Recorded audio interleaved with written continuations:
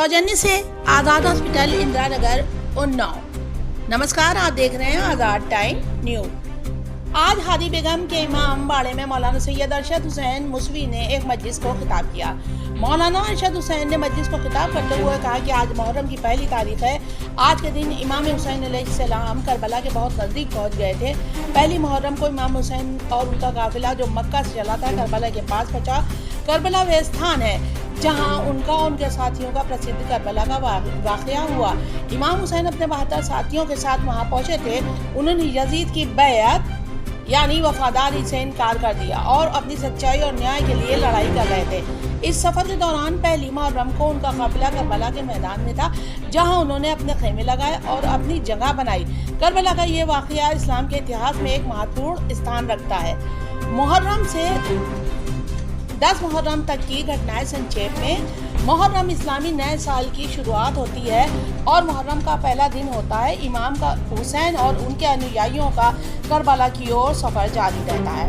207 मुहर्रम इमाम हुसैन और उनके अनुयायी करबला में पहुंचते हैं। यजीद की सेना उन्हें घेर लेती है और पानी की आपूर्ति बंद कर देती है, जिससे प्यास और भूख की स्थिति गंभीर हो जाती है। 8 मुहर्रम इमाम हुसैन अलैहिस्सलाम के ख़ैमे में प्यास और भूख के कारण स्थिति और गंभीर हो जाती है। मुहर्रम 9 को यजीद की सेना द्वारा हमला करने की तैयारी की जाती है।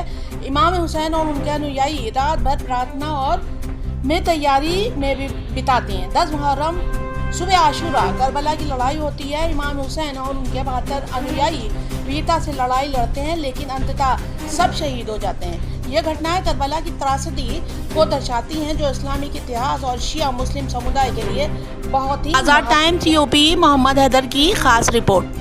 उसका सजदा कर रहे हैं, हवाएं उसकी इबादत कर रही हैं, तरफ उसका कलमा पढ़ रहे हैं, फिजाएं उसकी तस्बीह पढ़ रही हैं। आसमान और ज़मीन सारे चाँद सारे सब अल्लाह के ज़िक्र में मशगूल है, मशगूल है। हर चीज़ अल्लाह की तस्बीह करके बता रही है। ऐ बकर, तुझे हम देकर भेजा गया है, तू इतना नादान है, अक्ल होने के बाद भी इबादत नहीं कर रहा है। हमारे पास ना होने के बावजूद भी हम अल्लाह की तस्बीह और तहलील भी कर रहे हैं, उसकी तस्बीह भी कर रहे हैं। इससे बात देने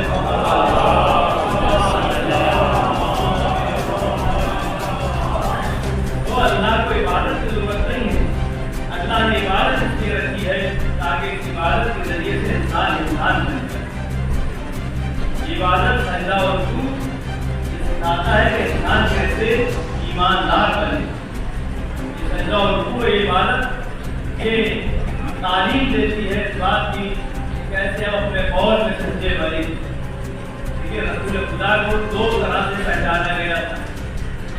जब आपने ऐलान रिसालत नहीं किया था, उस वक्त गैर मुस्लिम मुआशरा, कुफार मक्का का मुआशरा